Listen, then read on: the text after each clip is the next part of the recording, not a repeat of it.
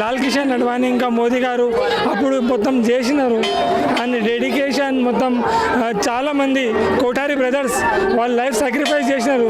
అందుకే ఈరోజు మనకి అవకాశం దొరికింది. మనం ఈ సెలబ్రేట్ చేస్తున్నాం, రామ్ మందిర్ కట్టినాం. ఆ డెడికేషన్ ఆ సాక్రిఫైసెస్తోని మనం ఈరోజు ఇక్కడ we are standing here. So thank you, ధన్యవాదం వాళ్ళందరికీ. జై శ్రీరామ్. జై శ్రీరామ్. జై జై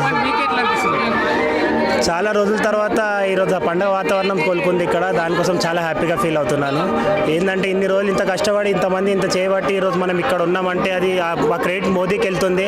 అండ్ మన లాల్ కిషన్ గారికి ఇంకా మిగతా వాళ్ళకి అందరికీ నేను పేరు పేరున ధన్యవాదాలు చెప్తున్నాను. మన ఈ గోషాబల్ కాన్స్టిట్యూన్సీలో మన రాజాసింగ్ గారు కూడా తన వంతు ప్రయత్నం తను కూడా చేశారు. ఎన్నో వాటిలో పాల్గొని ఎంతో మందికి ఇన్స్పిరేషన్గా నిల్చున్నారు. ఈరోజు మనం ఇంత హ్యాపీగా ఉంటున్నామంటే చాలామంది సాక్రిఫైస్ చేయబట్టే మనం ఇక్కడ ఉన్నాం. లేకపోతే ఈరోజు వేరేలా ఉంటుండే. ఇంకోటి ఈరోజు పండుగ వాతావరణం లాగా ప్రధాని నరేంద్ర మోడీ గారు కూడా చెప్పిండు, దీపావళి లాగా చేసుకోవాలి అన్నట్టు. ఎక్కడ చూసినా గ్రామాలను చూసుకున్నా ఎక్కడ చూసినా ప్రతి దేవాలయంలో ఈరోజు పూజా కార్యక్రమాలు, అన్నదాన కార్యక్రమాలు, ధూపదీప నైవేద్యం కనిపిస్తున్నాయి. మనకు ఎంతో ఆనందంగా కనిపిస్తుంది. ఎట్లా భవిష్యత్తు తరాలు మనం దీన్ని ఎట్లా చూడాలి? ఇప్పుడు ఈ జనరేషన్లో విగ్రహ ప్రతిష్టాపన జరగడం అనేది అదృష్టంగా భావించవచ్చు. చాలా అదృష్టంగా భావించవచ్చు. ఎందుకంటే ఇప్పట్లో ఇది మన ఇన్స్పిరేషన్గా తీసుకోవాలి. ఇది ఇప్పుడనగా రాబోయే తరాన్ని ఇది ఒక పండుగలా జరుపుకోవాలి. ఈ రోజు వచ్చిందంటే రాముడు మనకి నెలకొన్నాడు, రాముడు వచ్చాడు అన్న ఒక ఫీలింగ్ ఉంది. ఏంటంటే ఇన్ని రోజులు మనం లేదు అయోధ్యలో ఎప్పటి నుంచో చాలామంది కోర్టు చుట్టూ తిరిగాడు.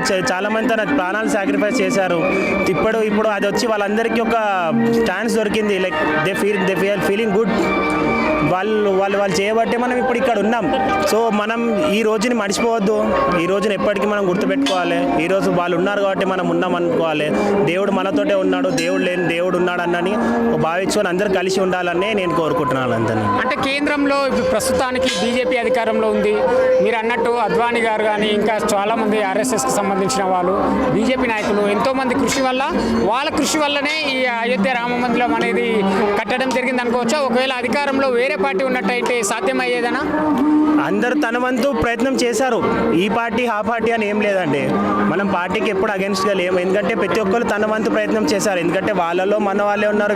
పార్టీలకు సంబంధం లేకుండా వాస్తవమే హిందువుల ఆరాధ్య దైవం శ్రీరామచంద్రుడు. అయితే ఈ అహోనాన్ని కొన్ని పార్టీలు తిరస్కరించాయి. ఆ విషయాన్ని ఎట్లా చూడొచ్చు?